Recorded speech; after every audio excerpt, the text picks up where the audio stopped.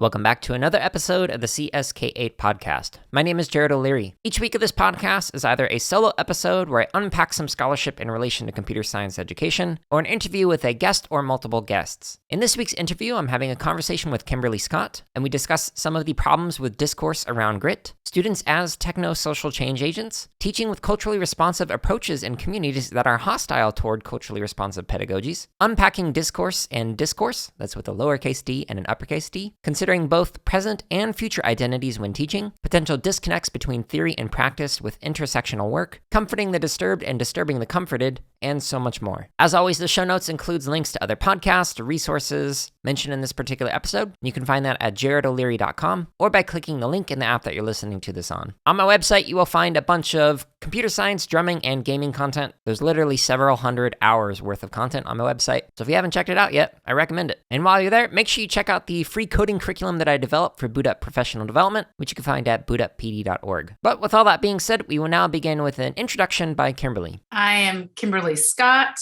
I'm a professor at Arizona State University in the School of Social Transformation. My administrative role is as founding executive director of the Center for Gender Equity in Science and Technology. And most recently, I have assumed a new role as the senior faculty fellow at the Arizona State University Foundation. I'm curious, what kind of social transformation do you strive for in your work or research or just everyday way of being? That's a good question. I used to say I am trying to harness all of my energies, my capital, to not necessarily get more girls of color to populate a flawed system, but instead to provide girls of color. And what I mean by that is African American, Native American, Latinx, as well as Latina, Alaskan Native girls, to have the resources and the experiences to create a more equitable system. I'm really mindful of efforts that are blaming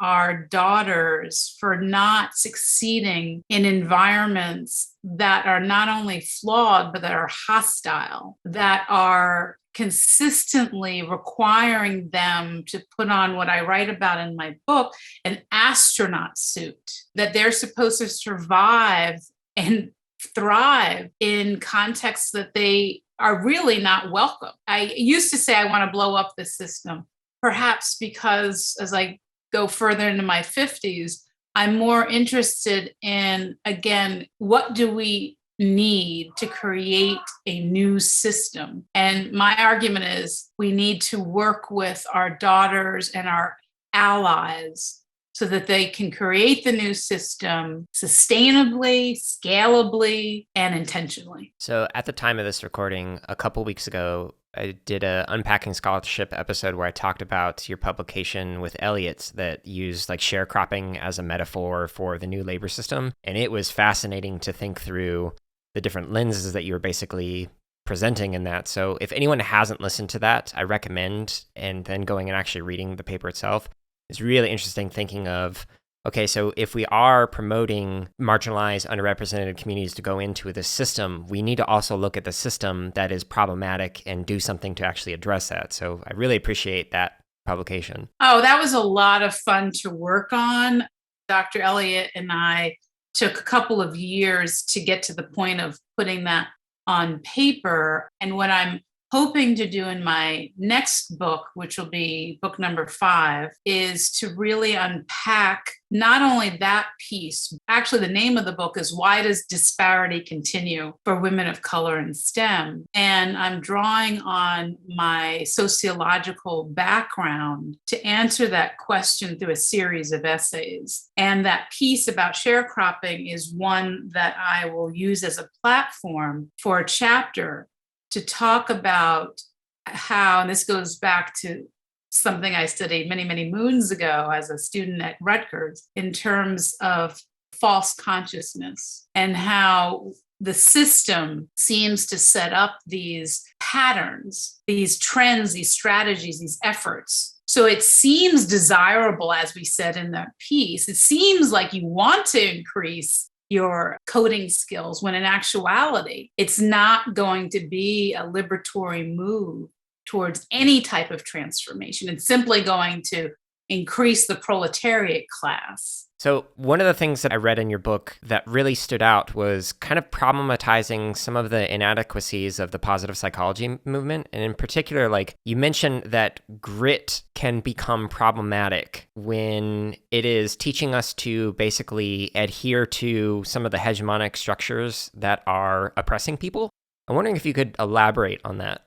Yeah, I've seen too many examples where individuals use the concept of grit to substantiate why certain populations are not successful or why certain populations are successful. So, for instance, I was at a meeting very recently and the focus was on women of color in tech. And someone asked during the meeting, well, what about Asian American women? The person went on to say that Asian American women tend to do really well in tech. So really, what are we talking about? The implication was, well, they have the grit to do well. And I responded in saying several things, most of which comes from the significance that I identify using intersectionality as a framework to really make sense of systemic oppression. And my response was, first of all, which Asian American women are we talking about? I used to live in Southeast Asia. And in fact, when I was there, I was working in a rehabilitation center, it was called that, for young women who had been sold into slavery or the sex trade. And I know from not only my experience there, but also looking at the literature, if we're talking about Southeast Asian women and then break this down, in terms of, we're talking about Hmong, we're talking about Laotian, and where their experiences are. Are they in rural Midwest US? Are they in Northeast? We see in the data that even though they are members of this very large category, Asian American, they tend not to do very well by traditional means as it relates to tech. So that was one response I gave. And then the other thing I said is, well, how are we defining success? And that I talked about in the book. And right before this conversation, I was looking, I still keep in contact via Facebook with a lot of the girls who are now women who appear in that book. And we communicate and we celebrate each other. And I said, many of them are not in traditional STEM fields, but I would argue they are techno-social change agents, meaning they are using their technology skills, they're using their computational thinking to improve their communities in some fantastic way. They understand that for the most part, we're measuring success based on how many Black and brown female bodies are going into traditional tech fields. They're aware of this. And on one hand, they've made a conscious decision. Some of them like, I don't want to go there. Why am I going to subject myself to this type of abuse? Some people call it microaggressions. We tend to just, in my program, just call it straight out abuse. And so they've made the decision of saying, I'm going to go in this direction. I'm either going to create my own space through a consulting agency. Some of them have done that. Or I'm going to go in politics. One young lady I'm thinking of, she did that very purposely because she says, I want to change policy at the broad level, the macro level. So I know I said a lot of things that hopefully speak to some of the things you were asking me about. What kind of changes are they hoping to make as a techno-social change agent? Like if we were to double click on the person who is going into politics, what are they hoping to change about society and technology in the world? That young woman, hopefully she's listening because she knows who she is. First of all, she wants to better educate policymakers in terms of systemic inequities. I love that. But she also realizes she has to understand how the system works if she wants to create a new one. I get chills thinking of that. That's brilliant. One young woman, she wanted to work more at the local level. So she was very much invested, I think I brought this up in the book, in terms of working with Head Start programs. And she was a product of a Head Start program, and more specifically helping them with their digital presence. Another young woman, she's in her PhD program, and she is, interestingly enough, doing anthropology. Then another young woman who I keep in a lot of contact, she's a teacher, and she's made it very, very clear that she wants to teach the next several generations how to become techno-social change agents. So, quick answer to your question, it varies, but I think the common thread that is pulsing through all of these narratives is that they want to make an impact that is sustainable. So how can we encourage and model that kind of ontology or way of being within schools? I'll be honest, it's a Herculean task to think about this. And it has to do with changing the system. On a piece that I'm working on with my colleague, we were talking just about how do we better integrate culturally responsive principles into our K-12 system, right? Now, we do know, for instance, New York State Department of Education, they have now implemented a culturally responsive sustaining framework.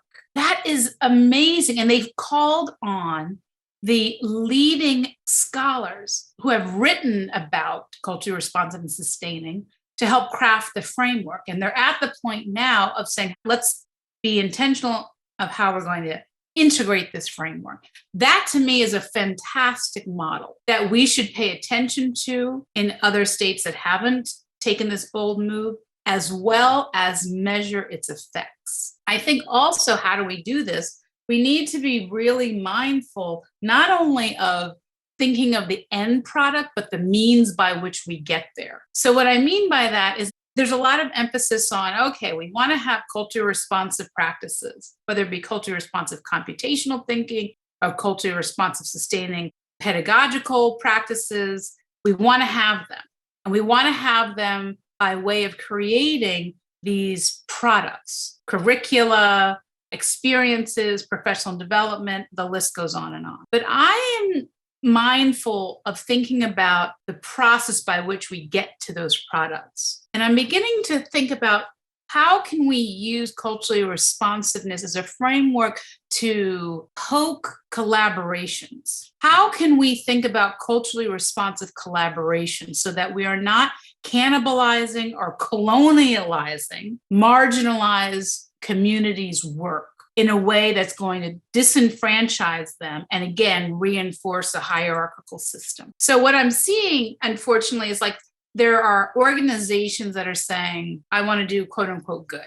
I want to be socially responsible. I want to support social justice initiatives. And depending upon the organization, they may say, okay, just here's a whole bunch of money, organization X, do what you want. Well, this leads to what I'm currently involved in as Foundation Fellow. What we're seeing is more and more, there's been no change in terms of white-led organizations getting the same amount of money, even if they have no background in culturally responsive or racial justice, anything. They're still getting money, and less so for women and people of color-led organizations.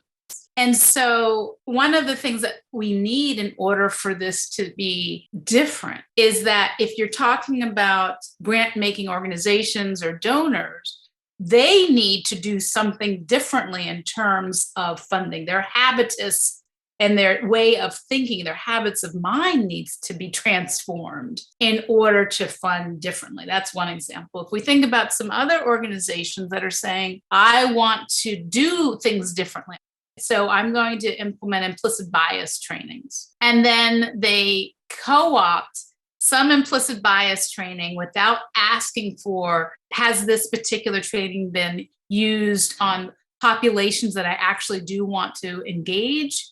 And so I'm seeing just really bizarre, haphazard approaches in the name of social justice being adopted. So I'm saying that if we're really going to do something, we need to be intentional. We need to think about culturally responsive in different terms, about collaboration, and we need to question ourselves. So for anyone who hasn't listened to it, I'll include links to this in the show notes, but I do unpack Kapor Center's culturally responsive sustaining CS framework. So that's what's being discussed here. But then also there's a paper at a recent Respect conference that used their Bourdieusian lens to look at habitus and things like that in CS intervention. So if people are unfamiliar with those terms, check out those episodes. It'll unpack it more, but I imagine it'll make sense with like some of these follow-up questions that I have. But I'm curious, how does this idea and this kind of way of being fit into systems like AP for students or certification for teachers in terms of having a social impact, those kind of things aren't necessarily easily standardized and measured and whatnot and quantified and put into systems like that. Like, for example, a really awesome social impact for an individual might be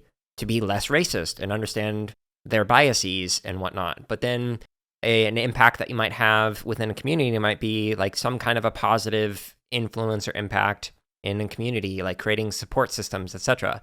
But those things don't necessarily fit well within our current educational system. So what can we do to do these more culturally relevant practices when we have these systems that kind of are focused on the content knowledge and not necessarily the social impact? I think the policymakers, I'm talking about the policymakers for education standards, they need to rethink, reform, transform the standards. I think that there needs to be a culturally responsive standard required, and there needs to be a way to measure it. I mean, I was a classroom teacher in what was called a special needs district. And I remember the pressure, and this was well before high stakes testing and its current iterations, but I remember the pressure that I felt as a teacher in a high needs district, because we're judged by not how well a young person feels a sense of belonging in a context, not how well a young person has created an initiative to help other homeless people in their context, but instead, are they up to grade level in math? Unless we have standards about culturally responsive learning, then nothing's going to really change. Can anything really change? Right. What could teacher education programs and professional development programs kind of do to help teachers facilitate these techno-social change agents? That's a hard question, because the teacher education programs, to their credit, are preparing teachers to be effective in a system that has standards that are anti-culturally responsive. Yeah. So unless the policies change, teacher education can do nothing. Now, it could be, so maybe that's a very dark way of looking at things, and it is. It is. I'm sorry. You know, there are examples of a few teacher education programs that have beautifully integrated culturally responsive teaching into their practices. My university, Arizona State, they have several teacher education scholars who have expertise in this area, and that is fantastic. But there's a host of research about teacher self-efficacy and culturally responsive. And throughout the research, I just looked at it 2 days ago, two things we see. One, teachers do not feel in any way, shape, or form efficacious or an increase of their self-efficacy to implement culturally responsiveness even after professional development. And they don't feel that even if they go through a culturally responsive professional development,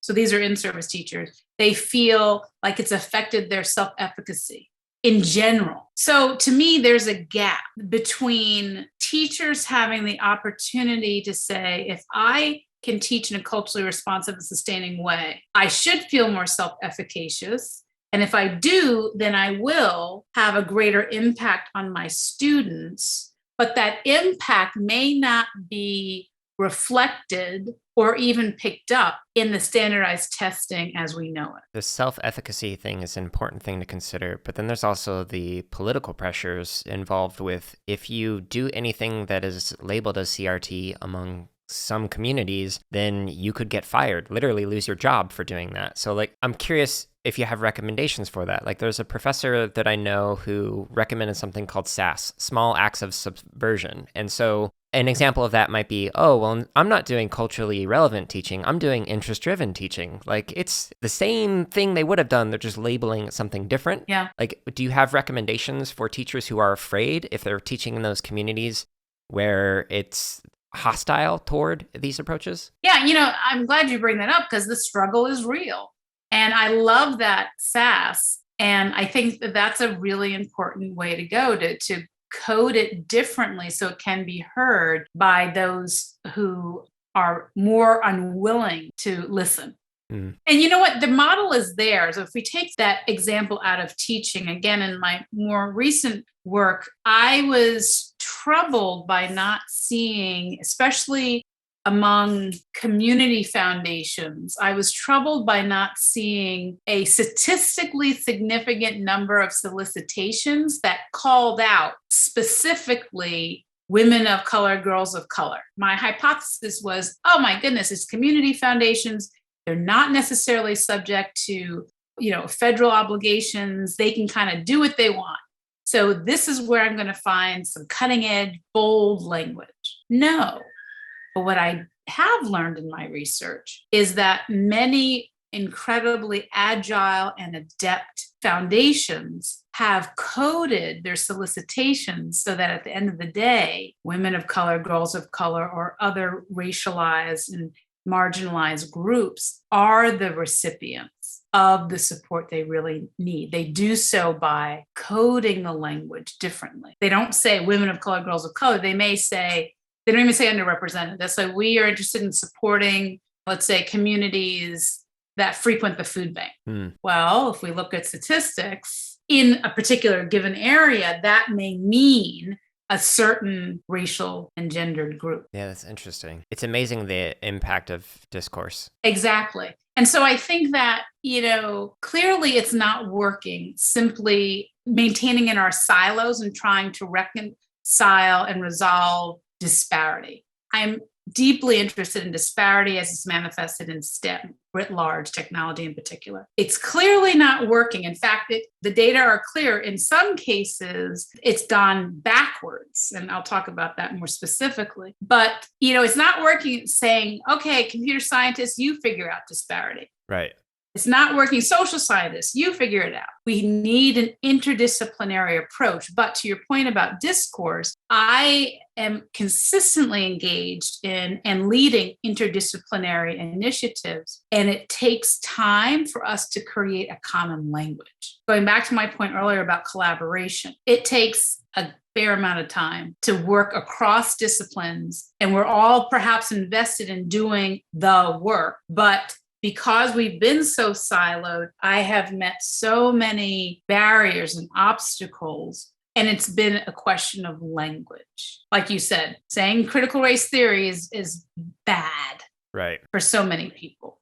But if I say, let's be really student focused and think about community improvement through reflective means, that's considerably more digestible. So I took a discourse analysis class from James Paul G at Arizona State, and he's really well-known professor for a variety of things, but one of the things he likes to talk about is the difference between lowercase discourse and uppercase discourse. And the lowercase would be like the talk, the text, the speech, etc. But the uppercase is like how you present yourself. So the way that you dress, the way that you engage in things. And from hearing that, it's interesting looking at, for example, I go to research conferences and I hear people talking about low socioeconomic status individuals and how it's difficult for them to engage in conversations with researchers, etc. But I look at what people wear at these conferences and it's mimicking CEOs and upper class elites. And so it's there's a disconnect between what we are saying and how we are presenting ourselves. If we really wanted people from low socioeconomic status to be able to participate in these discussions, why are we separating themselves by putting on these fancy suits, etc.? So it's interesting looking at not only what people are saying, but how our actions and our ways of being align with or diverge from what we are saying. Yeah, one of my earlier pieces you're reminding me was on culturally responsive research. And I tell in that case study the story, and it was true, that I was a youngish scholar, meaning I was early in my career, and I was seeking access to a particular district that was predominantly African American. And so the assumption would be, well, Kim, you're African American, so you're going to be able to get in more easily. Well, that was not the case. And I found out through lots of different means why I had so many issues getting in. Part of it had to do with social class, the perception of me being not of the same social class as the majority in that particular district. The other thing, though, was age. I tend to present younger than I am. And at the time, I was in my early 30s. They didn't think I could do the project that I was proposed. The other thing was gender. I had at least one male graduate assistant, and it was automatically assumed that he was really in charge and that we as a team had just put forward my face to appease the leaders in the district. Interesting. It wasn't until there was someone in the district who happened to be a student of mine. And it wasn't until I revealed to him I was having challenges. So right there, that gets into another issue of power, that I was willing to show my vulnerability to what became a fantastic gatekeeper. And I shared with him my troubles. He called me Doc. He said, Doc, I got you. Let me take care of it. A week later, he didn't get the doors open, but he got me a meeting with people who could have opened the doors. And in that meeting, it wasn't until, again, I revealed several parts of my identity, such as I am the product of a household where my father was a pastor in an African-American church. I did reveal my age, and I don't remember what I wore, but I didn't have my wedding ring on a day for whatever reason. And it was during that 90-minute meeting that then the gatekeeper was like, let me tell you why we didn't let you in. And that's where I found out. So it's all these, we talk about intersectionality and we talk about it in terms of disaggregation of identities, but we need to also think about it in terms of power, context, social categories, interpersonal domains, and so many other elements that seem to be missing. Yeah, earlier at the start of the interview, you mentioned cultural capital. These are all examples of that if people aren't familiar with it. And again, that podcast that talks about Bourdieu is a great place to learn more about that. It is interesting, the intersections not only of the identities and capital and how the different types of capital and how those can kind of impact things. I intentionally don't use the term doctor because I don't want to separate myself from teachers and students. But when speaking to some admin and to other professors, then sometimes I need to use the term to be like, hey, I know how to do research. So it's interesting how we position ourselves depending on the context and whatnot. Yeah, absolutely. When I remember I was teaching an undergraduate class, and I do this for every undergraduate class, I would say, I don't want to know what you did Friday night, but I am pretty sure how you behave Friday night is how you're not behaving at this exact moment. And I said, but it's still you, right? And they would say, yes. I said, so let's talk about the influence of context on that. And the same thing, flipping it around, again, when I was early in my academic career, I did this experiment that I know if you're a professor listening, some of you may have done. I would go into class the first day and sit with the students. And I wasn't dressed in any particular way. And I would wait 10 minutes after the class was supposed to start. And I would do that to see what were they saying, what were they thinking about, how long could I push it? And then I would stand up and say, all right, we're going to get started.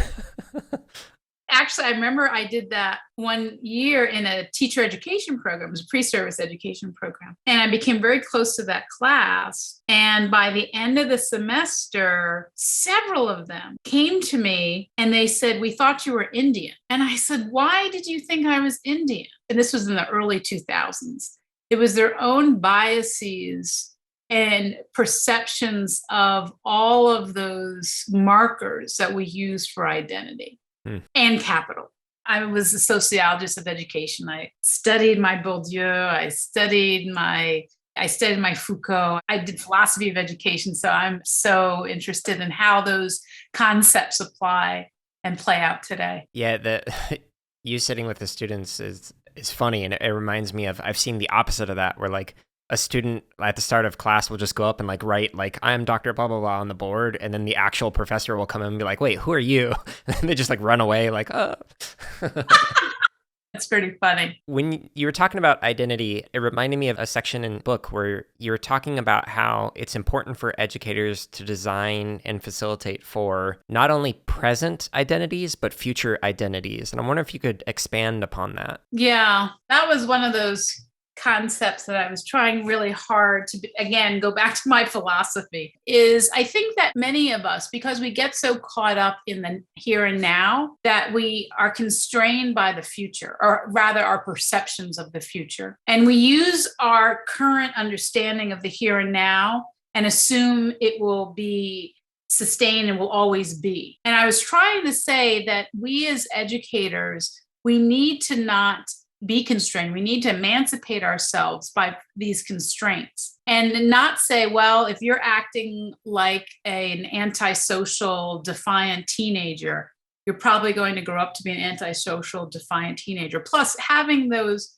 beliefs are always raced, always genderized. Anyway, I was trying to say that let's encourage teachers to not only recognize what they think or know about students, but to really engage in reflective activities themselves to think, how did I come to know this? Why do I think this?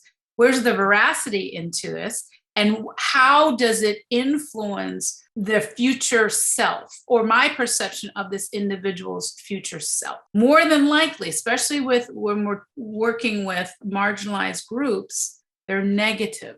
Yeah, that reminds me a lot of, it's a combination of ipsative assessment with Curer, which is like this reflection of yourself as in a journey. So one of the things that I do with kids, when they'd finish a project, they would reflect on how their project differed from where they were previously, their understandings, and then reflect on where they wanted to go next with it, and to recognize that it's always this process of continuing to learn more. And it's important to look at where you've come from and the things that you've learned while also still planning ahead. Well said. Thank you. When exploring intersectionality, I've noticed a tendency for some educators to start to tokenize or essentialize entire groups of people. So for example, somebody might look at my intersections and go, oh, well, you're white and you're non-binary, and so therefore I'm going to treat you as all the other white, like trans community individuals. And I'm wondering if you have some recommendations on how educators can engage in intersectional work without those problems of overgeneralizing. Yeah. I think that educators need to spend, and it's very challenging because we don't have infinite amounts of time, but in listening to the narratives of participants. I think that, and this is important to intersectionality standpoint theory, and how we need to valorize the standpoints of individuals. I want to take a step backwards, I think, because we know that many teachers end up teaching in communities that resemble where they come from. And so we should be asking teachers to engage in work that not only valorizes a multitude of narratives, but also represents the intragroup differences along narrative lines. I'm wondering if you could elaborate on the story of Miguel from your book and how that relates to this work. So for context, for people who haven't read the book yet, Miguel was a teacher who on paper understood what needed to be done, the intersectional work, like just really got it on paper. But then in practice, when actually tried to do it and met with resistance, like basically gave up and was like, well, I can't do this thing. Even though like going into the work seemed like, oh yeah, Miguel will be perfect for this. And then when actually trying it out, just had this almost like a fixed mindset of, oh, well, I can't work with them.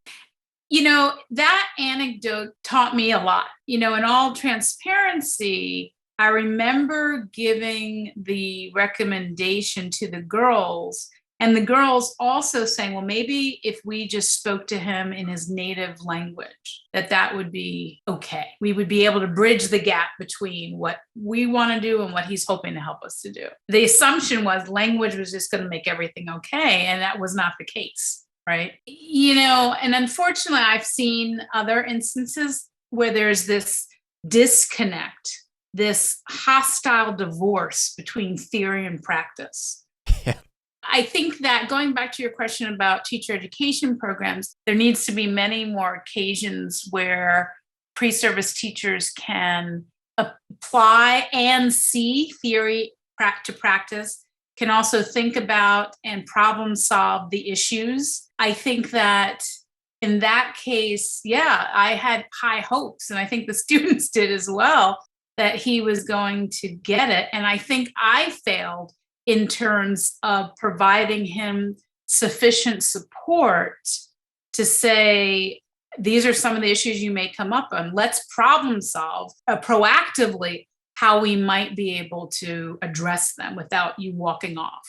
I mean, he, like so many of us, felt as if the hard work was going to be done by the students and not him. Being a culturally responsive pedagogue is hard work. And I said this in the book. It's hard work. It's a lot of work. And to believe that it's only the kids who have to do the work, again, goes back to this deficit approach, or to the point that I said earlier, like, well, you just need more grit and you'll be fine. Right. Yeah. If anyone hasn't listened to it yet, I do a 4-part miniseries on Paulo Freire's book, Pedagogy of the Oppressed, and it's chapter 3 in particular that talks about dialogue, if I remember correctly. So that is very important to consider in contexts like this, where you need to engage in a dialogue in a way that you are open to and willing to change, and not just trying to colonize somebody else's way of being or values, etc. So it's important when engaging in culturally relevant, responsive, sustaining practices that it's not coming down top down, like you are trying to fix or change, etc. But you are also looking inward and going, oh, these are areas in my own growth that I need to work through. And along those lines, it should not be the responsibility of the marginalized to do the education of those who need to go through the process. You know, we started talking about this. I am committed to establishing systems, not necessarily educating individuals on how my individual Black femaleness should be conceived. Instead, I want to put energy in how do I collectively, because I can't do it by myself, collectively, collaboratively, and including culturally responsive practices to create an equitable system so that all of us not necessarily get the same, that's equality, but we get what we need in order to be successful, however that's defined. Yeah, I really appreciate that. There was a paper that I co-authored with 3 other trans individuals, and one of the things that we recommend is it's not on the student to have them educate you on their transness. Like, it is up to you to learn about it, and as the educator. So yeah, that definitely resonates. If you don't know enough about X community, okay, well, people in that community, they don't need to teach you about it if they're your students. It's not their responsibility. Yeah, a quick anecdote, and this is a true story. I was attending a meeting and I was making the point that there was research that was looking at family dynamics and how kids in particular, 3 and 4 and 5-year-olds, make sense of race. And what the research indicated is that for white families, a side note, I take issue in terms of, because they were using a heteronormative structure of family, but right. I really want to address that. But anyway, they said white families, if white families have friends who are non-white, the implications it has for the 3, 4, and 5-year-olds are more statistically significant than for any other group. If you're a Black family and you have non-Black friends, it still doesn't make as big of an impact as it does if you're a white family and you have non-white friends. Same for Latina. And then they just did Black, white, and Latina. Okay. So I was at a meeting and I brought this point up. And someone at the meeting said to me, well, what about maids? And I said, what about maids? I couldn't make sense of what they were asking. Yeah. They said, what about maids? And I said, well, what if your Black maid is a friend, but what if you treat her like a friend and a real member of the family? I wish your viewers could see your face. I tried really hard not to have your face. And I said, that's a really good question. In order to answer that, I think it'd be really helpful. At the time, the book, The Help, was really popular. I said, have you read the book, The Help, or seen the movie? If you don't have time to read it. The person said, no. I said, that would be a really good first step. And I said, I keep thinking about Bell Hooks, God rest her soul, her work, and in terms of how African-American women are often put into specific buckets, such as the mammy, such as Jezebel, on and on and on and on. And the person looked at me and said, wow, this is really interesting. And then about 2 or 3 weeks after the meeting, they asked me to be their friend. Now, their children were far older than 3, 4, and 5. So what do you do with that? This is an individual who wanted to learn, who was trying to be responsive to what I was telling them, which was empirically based. But to your question about essentializing or tokenizing, that's where it devolved to. Needless to say, I did not become their friend for a host of reasons. I know that anecdote, while I tell it and most people are shocked, it happens more and more and more and more. Yeah. On a positive, though, at least they were asking and trying to learn more and whatnot. So, that's a good thing. It's good to reflect on and be open about your own biases and whatnot and blind spots. I don't know anyone that had a nanny. So that is a whole separate level of socioeconomic status that I am not privy to. Yes. I wouldn't have even thought of that.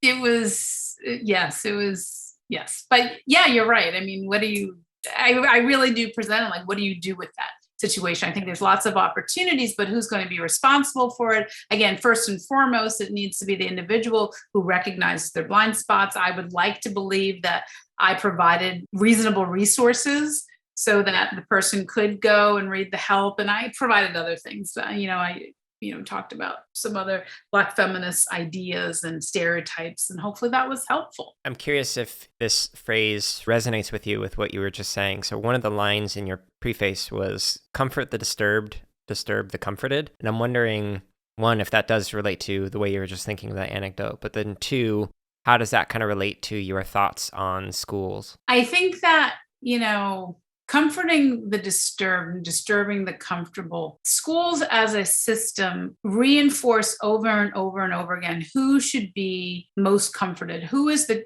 type of child that should be given the path to success. For example, I'm thinking specifically of Jane Margolis's work, and she wrote the fantastic book along with others, Stuck in the Shallow End, but then she's done some follow-up work, particularly with Joanne Good and others, on what happens in schools, even if they're disproportionately housed by marginalized kids. They find that there's still maybe one or two or three kids from dominant cultures. So that could be white or Asian. And even if there's one or two or three, so then the numeric minority, they tend to be and gain more comfort than those who are the racial majority in that context. So when I say, disturb the comfortable, I'm mindful of how systems will poise certain individuals because of their race and ethnicity and perceived sexuality. And it goes back to my point. I want to challenge that system to say, who are you comforting more? I think back on my dissertation, although, it was quite a while ago, but it was on first grade African-American girls' play patterns. And I had the fun of, I did it in ethnography and I sat on the playgrounds. I think I talked about it a little bit in the book. And I also think it's really important to share data with participants. I don't care how young they are. And for the dissertation, I would take video of the girls. Of course, this was approved by parents and the girls and the school board. And I would show those videos to the girls and say my interpretation. And they would correct me or not correct me and what have you. And I remember there was one video that I showed of a little girl who was really just dynamic, really a leader, always bossing kids around. And I showed it to her teacher, and the teacher kept calling her an animal and kept saying how she's such an animal. She acts like an animal let out of a cage. And this teacher was a white female. And I remember exactly where I was. I remember standing in the hallway. The teacher had finished lunch and she kept calling her an animal and not hesitating in doing so. She's looking at me as an African-American woman. And I thought about, my Lord, if she's willing to not only call this child who could be my daughter an animal or could be a younger version of myself, right? What is she doing in the classroom that is making the implicit explicit? What kind of hidden curriculum is this young lady experiencing from this teacher? There's no doubt in my mind that this young lady was very disturbed, not because of anything she had done, but because of the teacher's perception. Those experiences made me really think carefully, what could I do beyond writing and publishing to create a space where young girls like her could be comforted? And then that's what made me start to think about developing these out-of-school programs, such as CompuGirls. So if you could wave a magic wand and design like the ideal school or district, what would it look like? Oh, goodness gracious. I think it would depend on which audience I want to engage. I don't think there can be any one school for everyone. Mm-hmm. I appreciate that response. Yeah, I think that there would have to be multiple schools. I will say that I think that parents and other community leaders need to be more integrated into schools and not integrated as guest speakers only. I think that it would be fantastic, again, going back to my point about education policymakers, that I don't care what school I get to create, I have to work with education policymakers so that the school can be accredited and can be funded appropriately. And unfortunately, we look a lot at the results of standardized testing, which is linked to property values, which is linked to who's getting into the district and who's moving to the district or exiting the district, right? So I think that engaging education policymakers is imperative to the creation of any cutting-edge school. I would love for a school, if I had my way, that students are not assessed in the traditional conventional ways. Let's do portfolio assessments. Let's do project-based learning. Again, it would really depend on the audience. So to have several schools that are truly responsive to the students' needs, and then have a system where you as a student can go to this school and you're not going only to be a student, but you're going to learn. How does TLC relate to that? So TLC you describe as teaching, learning, and community. Mm-hmm. So that was a program, that was the first iteration of CompuGirls. That was when I was on faculty at a school back east. And that was my first attempt to create a teaching, learning, and community school. I mean, going back to the point of culturally responsive research, again, talking about colonizing ideas, is we colonize participants, particularly those who are marginalized. Researchers come in, they gather the data, and then they hightail it out of there, and they don't give back. I know I said in the book, and I was referencing Jackie Jordan Irvine's work in terms of how many researchers will treat communities, particularly communities of color, like plantations. And I'm forever mindful of that. And so TLC came about because I had engaged in about a year's worth of data collection and analysis in a high needs district. And it was the same district that I had issues getting entrance in. So I finally got entrance. And I had promised that before I was going to publish anything, and I maintain the same promise today, I said, let me have the opportunity to share with you what I found. And let's see if it's accurate or things I should change. And I did that. Interestingly enough, the mothers and the girls came to this presentation. And at the conclusion, after they gave me what they agreed with and didn't agree with, they said, we really would like to continue these conversations. And we elect you to do it, to organize us. And I assumed it as the least of which I could do. And I wanted it to, again, be systematized. I wanted it to be organized. And I started teaching, learning, and community, TLC. And so there are 3 prongs to that program. One was a parent piece where mothers in particular, even though we open it up to fathers as well, they could learn about their rights in terms of being in a state-operated school district. And so I had a series of workshops specifically for parents. And then the other piece of it was for their daughters. It was all girls at the time, even though we didn't exclude. And they were learning e-zines. At the time, that was really popular. E-zines meaning electronic magazines. It was, digital representation of a magazine. And then we have mentoring. And so I enlisted and I recruited and helped to provide professional development opportunities for undergraduates to support the creation of the e-zines by way of lots of interactions and workshops. And I was teaching, learning, and community. And then, when I was wooed to move across the country, I took my lessons learned. I did help to ensure that it was continued.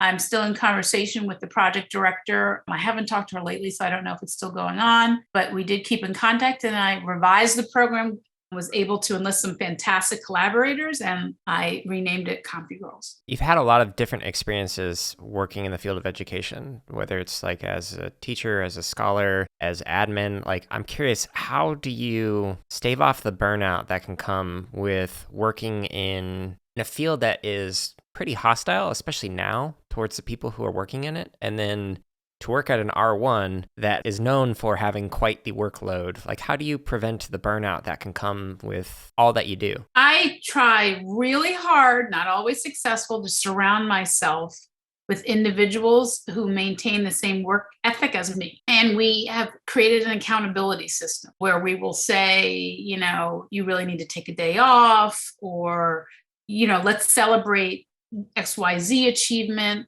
That has helped considerably. The other thing I've done is I try to take one day, and I purposely say it's my change of rhythm day. And that means I cannot do the same rhythm as I do the 6 other days. I mean, it depends on what happened this week. Yeah. But it's one day I have to change my rhythm, whether it's I spend more time doing one thing or less time or doing something completely, anti-academic. That seems to help renew my spirit for the next. The other thing is, I have to be honest, I'm at a point as a senior professor where I'm privileged, where I can craft a lot of my own projects. I have a fair amount of autonomy, and I am grateful to my university for it. So as I said, I have this new fellowship, which is fantastically fascinating.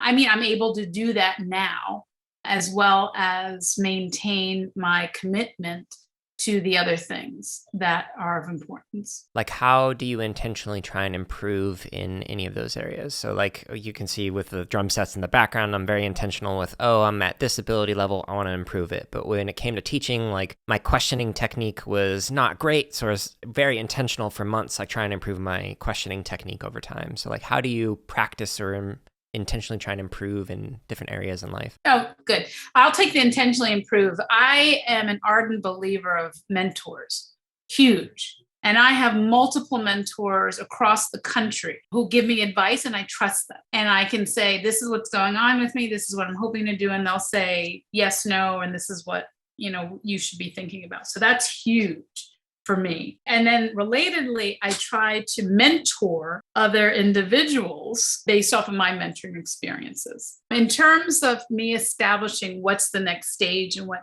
I'm trying to actually slow down. And what I mean by that is I'm trying to say, here I am at this stage of my career. I say this to my graduate students. What do I want to be remembered for? At the end of the day, what do I want to be remembered for? And so I'm trying to, and I am thinking about, okay, what are my strengths? Where are my opportunities to grow? And where are the opportunities I want to grow?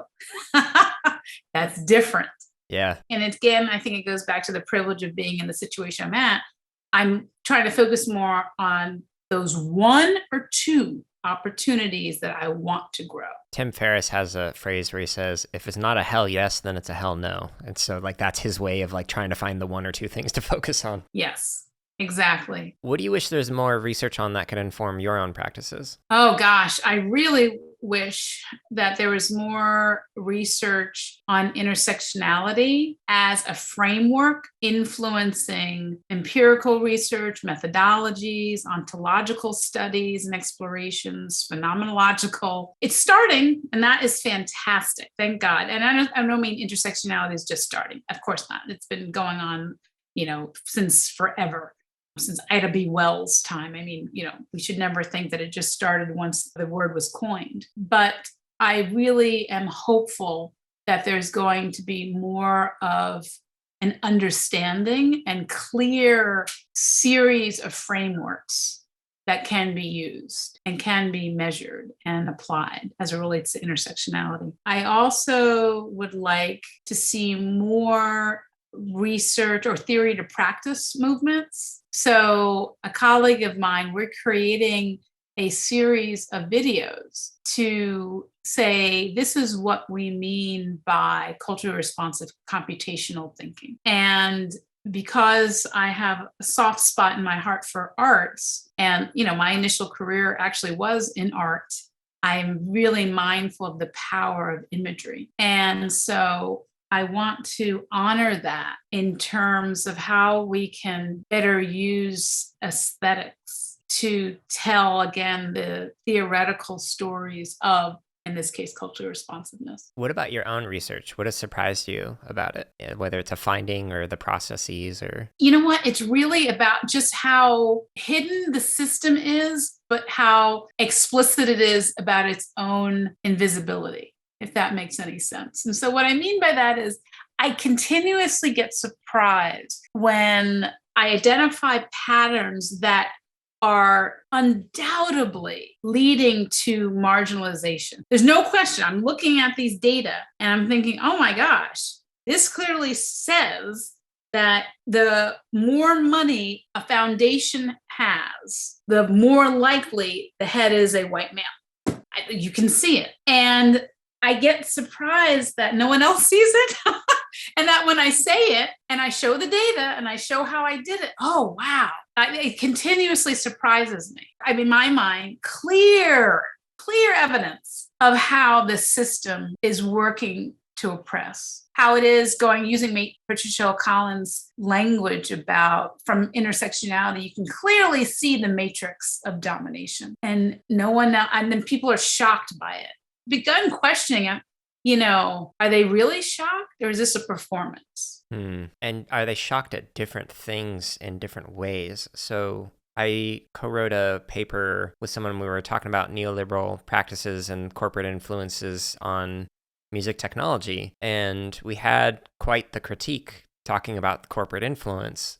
And the thing that people focused on was not the main point of the paper. So it's really interesting. Like, it surprised me. We have this really good argument and you want to talk about this little thing about computer science and music. Like, it's weird for me to see what gets picked up by public discourse and what people want to talk about. Correct.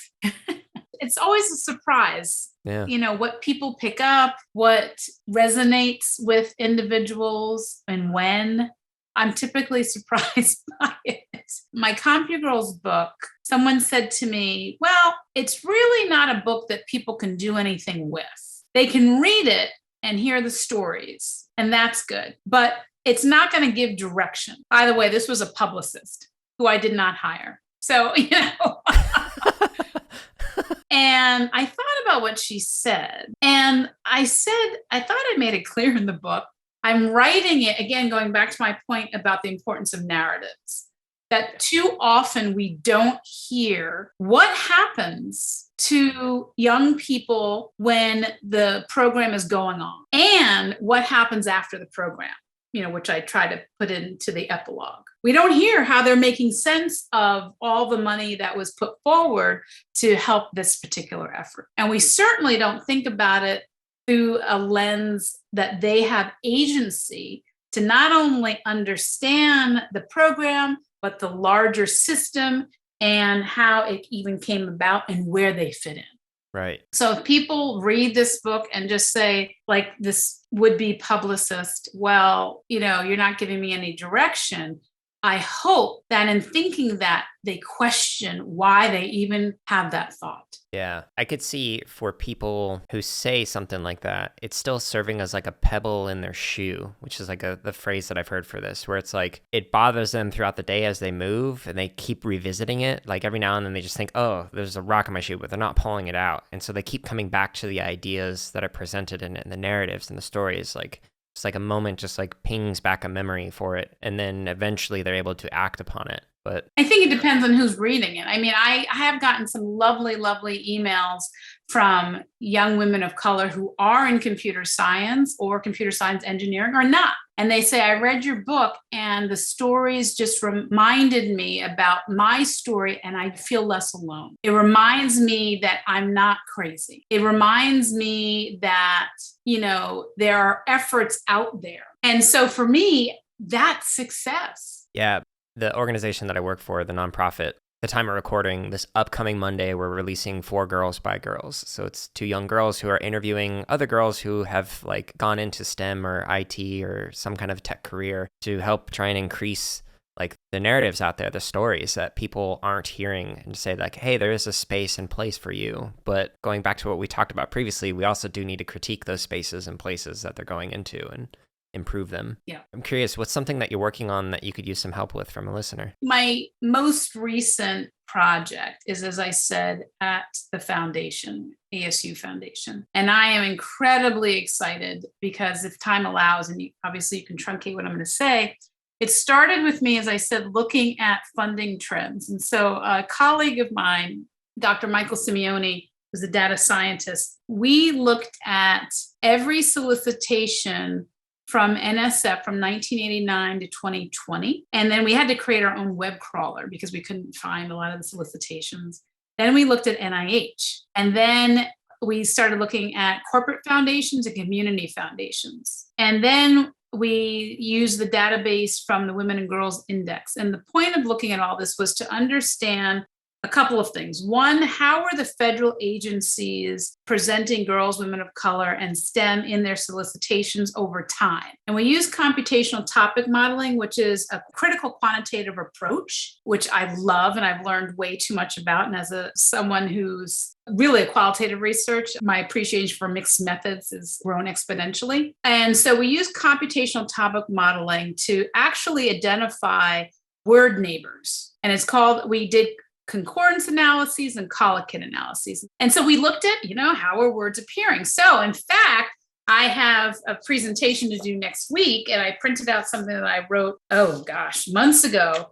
And so we have some very clear data. I won't ruin the surprise of it, but I will say that the word Negro, Negro, was very popular in the early 2000s. Oh, wow. In their solicitation. And when I say popular, I don't mean it was used a lot, but it was statistically significant. Wow.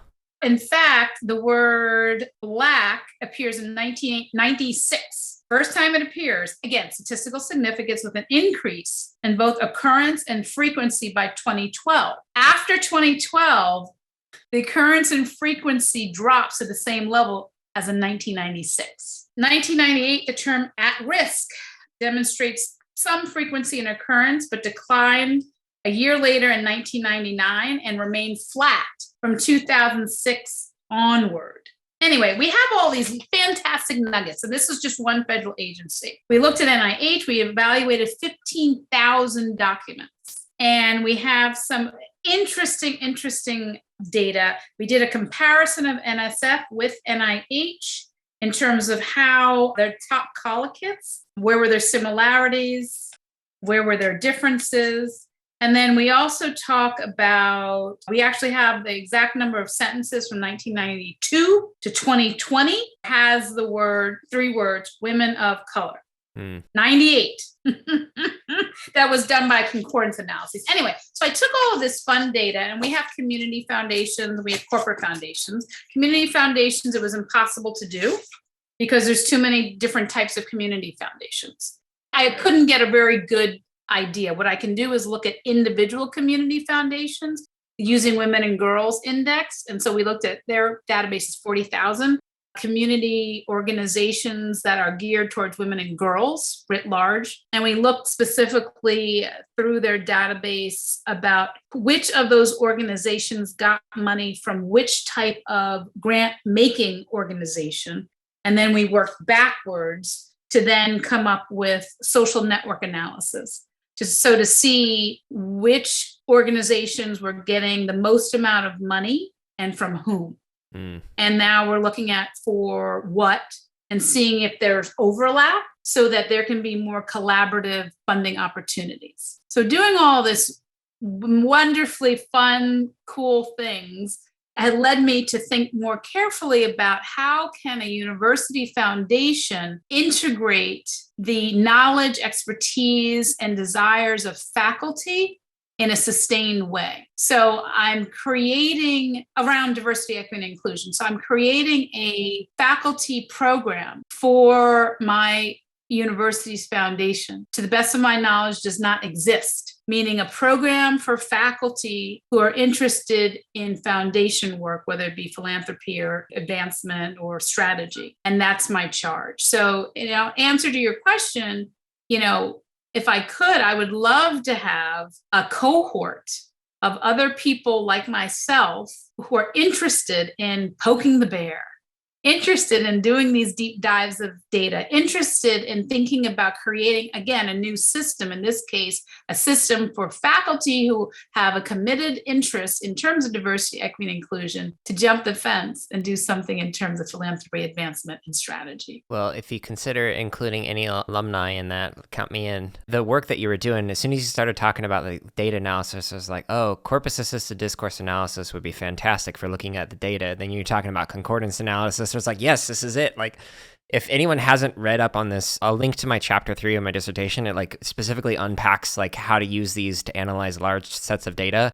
It is so fascinating looking at patterns of discourse and like how it changes over time and whatnot. Like, I could nerd out about this for hours. So, oh yes, we will definitely follow up, because I do have hopes of doing the same type of analysis in terms of how we categorize funding, and not only at our foundation, but as I'm looking at other university foundations, whether they be peer institutions or minority serving institutions, or university foundation peer institutions, how language is used right, to describe systems that need funding along diversity, equity, inclusion. Fascinating. Yep. Who's talking about LGBTQ and advancement? Right. Who's talking about racial justice, and how are they talking about it? Yep. I plan on using some of those techniques to look at like SIG-C abstracts over the years, just to see like how the discourse has changed and whatnot. So that's a future project.